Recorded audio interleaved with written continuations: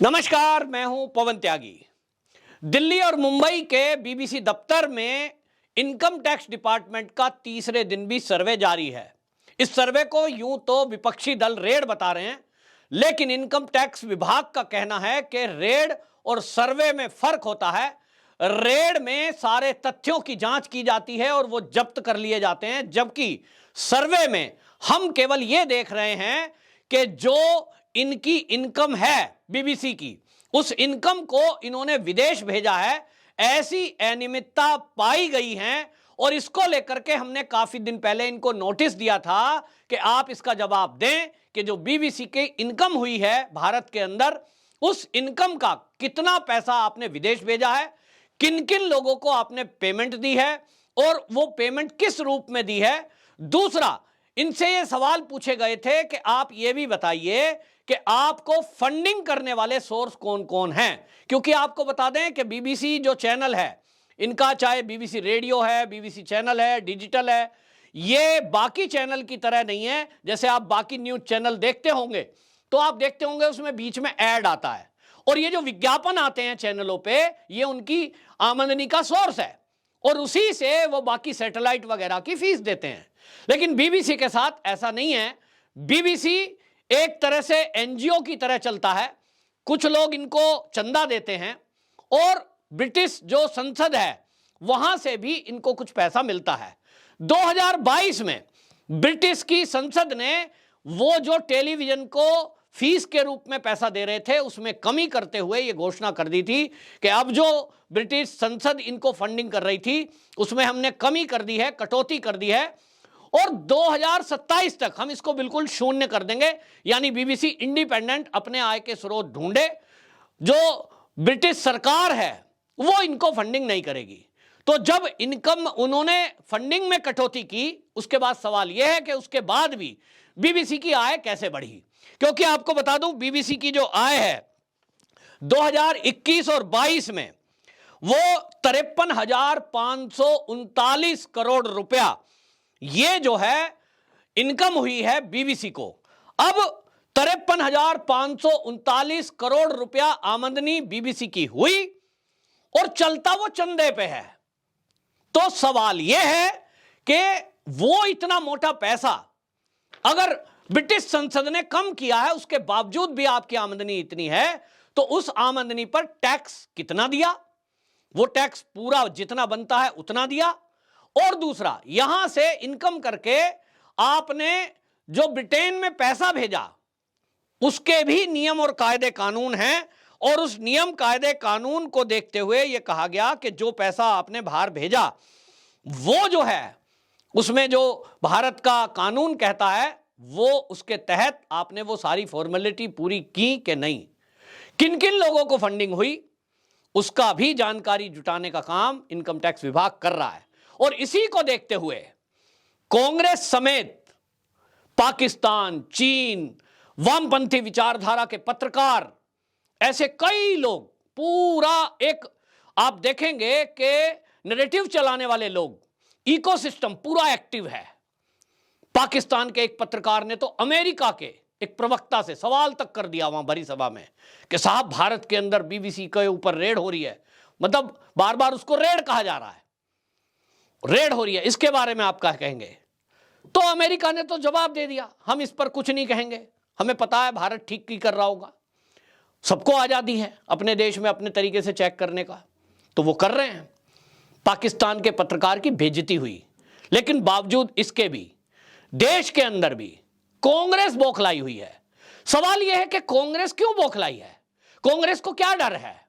कांग्रेस किसके कहने पर इनकम टैक्स विभाग पर सवाल उठा रही है?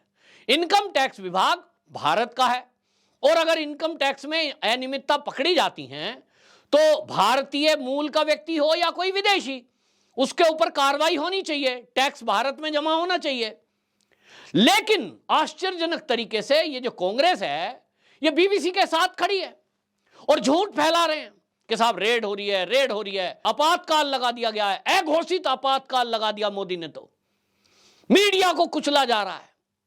और ये वही लोग बोल रहे हैं जिनके टाइम में खुद इंदिरा गांधी ने बीबीसी को बैन किया था।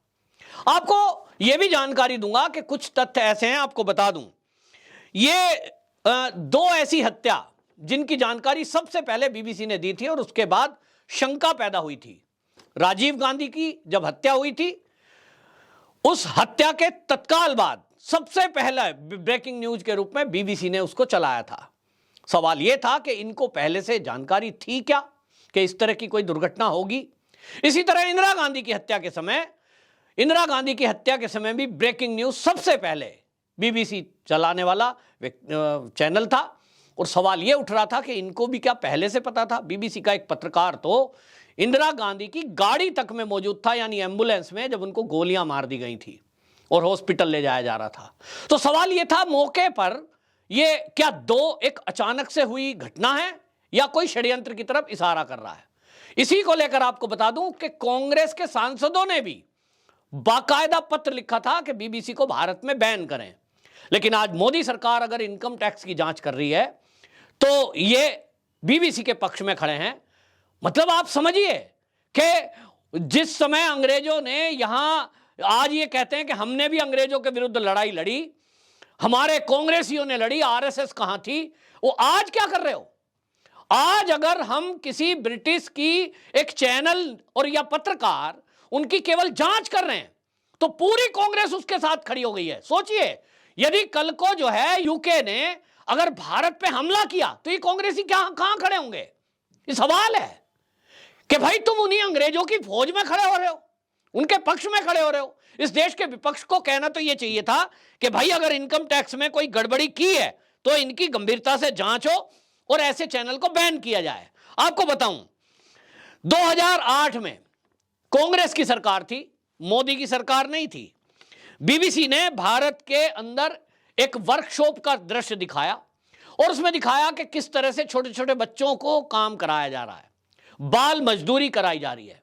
उसको लेकर एक डॉक्यूमेंट्री तैयार की और जब डॉक्यूमेंट्री की भारत सरकार ने जांच की कांग्रेस के टाइम में, तो उसमें यह पाया कि बीबीसी के उस पत्रकार ने, जिसने ये डॉक्यूमेंट्री तैयार की कि भारत में बाल मजदूरी कराई जा रही है, वर्कशॉप के अंदर बच्चों से काम लिया जा रहा है, वो फर्जी थी।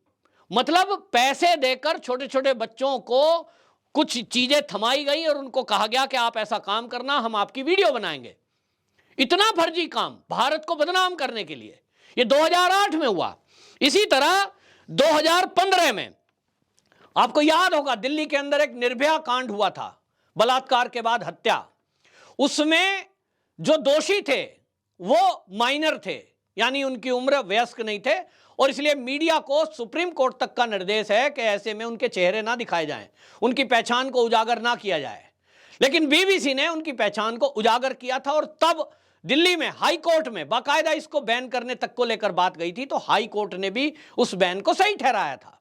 यानी हमारे देश की दिल्ली की संसद उसको ठीक ठहरा रही है कि इस पर बैन ठीक लगा है। इसी तरह 2017 में जंगली जानवरों के शिकार को लेकर के एक डॉक्यूमेंट्री तैयार की गई और उसमें भी भारत को बदनाम करने का षड्यंत्र किया गया। यानी पहली बार नहीं है। राजीव गांधी की हत्या, इंदिरा गांधी की हत्या, इसके अलावा कश्मीर का मुद्दा, उसमें उन्होंने भारत का भाग नहीं दिखाया। और इसी तरह जो मैंने 2-3 तथ्य दिखाए, यानी एक के बाद एक ये जो बीबीसी है ये षड्यंत्र कर रहा है भारत को बदनाम करने के लिए, भारत की सरकार को बदनाम करने के लिए। और अभी हाल फिलहाल में तो जो डॉक्यूमेंट्री मोदी और 2002 के दंगे के ऊपर बनाई है, इससे तो भारत में दंगे कराने का षड्यंत्र था। क्या ऐसा चैनल भारत में रहना चाहिए? सवाल तो यह है। लेकिन इनकम टैक्स विभाग जिस तरह से जांच कर रहा है, वो तो सर्वे है, हो सकता है उसमें कमी ना निकले। तो लोग तो कह रहे हैं कि अगर वो कमी ना भी निकले तो भी ऐसा चैनल देश के अंदर नहीं रहना चाहिए जो देश के विरुद्ध लगातार षड्यंत्र करे। आपको बता दूं, भारत के अंदर कुछ लोग जो रिटायर सूचना विभाग के अधिकारी हैं, यानी आईबी या बाकी लोग से जो रिटायर हैं, ऐसे कुछ अधिकारियों से मेरी बातचीत हुई। उन्होंने ये भी कहा कि ये जो इनकम टैक्स का सर्वे है, इनको नोटिस जो है 2-3 महीने पहले दिया गया था और इनसे जानकारियां मांगी थी कि आप हमारे प्रश्नों के उत्तर दीजिए। और उसमें यह जानकारी मांगी गई थी कि आपकी जो फंडिंग है, कौन कौन लोग आपको चंदा देते हैं, उनकी जानकारी हमें दीजिए। विदेश से कितना चंदा आता है और भारत के अंदर बैठे हुए लोग कितने लोग पैसा दे रहे हैं। आपको यह भी ध्यान होगा कि बीबीसी पर यह आरोप लगे थे कि चीन की कंपनी जो कि ब्रिटेन में भी बैन है, वो इस बीबीसी को फंडिंग कर रही है। तो सवाल यह है कि चीन जो है अगर बीबीसी को फंडिंग कर रहा है तो फिर तो चीन के इशारे पर यह काम कर रहा होगा। और इसीलिए शायद लगता है कि ये जो 2002 को लेके एक डॉक्यूमेंट्री तैयार की गई गुजरात दंगों को लेकर, ये चीन के इशारे पर की गई, क्योंकि चीन चाहता है कि भारत के अंदर दंगे फसाद हो और भारत में जो उद्योगपति इन्वेस्ट करना चाहते हैं वो ना आए। इसी से तो चीन का फायदा है। तो अगर चीन फंडिंग कर रहा है तो क्या इसकी जांच नहीं होनी चाहिए? और अगर चीन की फंडिंग पर भारत में कुछ सपोले पत्रकार, आस्तीन के सांप, वो पल रहे हैं तो क्या उनका पता नहीं लगना चाहिए? क्योंकि जब ये सर्वे हो रहा है तो इसमें सबसे ज्यादा बेचैनी उन सपोलों को है जो रहते भारत में हैं, खाते भारत का हैं, लेकिन गाते चीन का हैं, गाते पाकिस्तान का हैं, या तो गाते वो कनाडा का हैं। ऐसे लोगों पर ये नजर रखना, जानकारी जुटाना, क्या ये भारत के जो सरकार है या जो तंत्र है इनकी जानकारी करना क्या गलत है? फिर ये कांग्रेस क्यों बौखलाई है? कांग्रेस को तो कहना चाहिए कि ऐसा विदेशी चैनल भारत में लगातार जो षड्यंत्र कर रहा है, अविलंब इसको भारत में बैन किया जाए। अगर कांग्रेस ऐसा बोलती तो मोदी सरकार को इससे बल मिलता और विदेशी चैनल को यहां से मार भगाते। हमारे भारत के चैनल क्या कम हैं? लेकिन नहीं, भारत के चैनल पर सवाल उठाएंगे। आपको याद होगा अर्नब गोस्वामी, कौन भूला होगा उस घटना को जब महाविकास अघाड़ी की महाराष्ट्र में सरकार थी, चैनल को बंद करने के पूरे षड्यंत्र कर दिए गए थे। अर्नब गोस्वामी समेत उनके कई बड़े अधिकारियों को जेल में डाल दिया गया था। और ये जितने कांग्रेसी हैं, ये जितने वामपंथी हैं, या जितने आज पत्रकार बनकर के सोशल मीडिया पर ट्विटर कर रहे हैं, ये सारे मौन थे, सब मौन। जी न्यूज के सुधीर चौधरी समेत जो वरिष्ठ पत्रकार कभी जेल में गए थे, सब मौन थे। मतलब भारत के जो चैनल चलाने वाले हैं, भारत के जो पत्रकार हैं, जो देश हित में खबरें दिखाने वाले पत्रकार हैं, अगर उनके ऊपर कार्रवाई हो तो जायज, इनको तो डाल दो जेल में, ये चैनल बंद कर दो। लेकिन विदेशी षड्यंत्रकारी कोई चैनल है, पत्रकार हैं, कोई दंगा फसाद कराने का षड्यंत्र करने वाले हैं, तो उनके साथ खड़े हो जाएंगे कांग्रेसी, उनके साथ खड़े हो जाएंगे वामपंथी। अब इनको पहचानने की जरूरत है, एक्सपोज करने की जरूरत है कि ये जो पत्रकारिता की आड़ में कहते हैं जी मीडिया का चौथा स्तंभ, पांचवा स्तंभ, ये जो फालतू की बातें करते हैं, ये अर्नब गोस्वामी के टाइम में कहां गए थे भाई? ये जी न्यूज पर जब हमले हो रहे थे तब कहां गए थे भाई? ये कांग्रेसियों ने जो काम किया था तब तो ये सब मौन थे। और आज जैसे ही गोरों पर कार्रवाई हो रही है तो ये बेचैन है।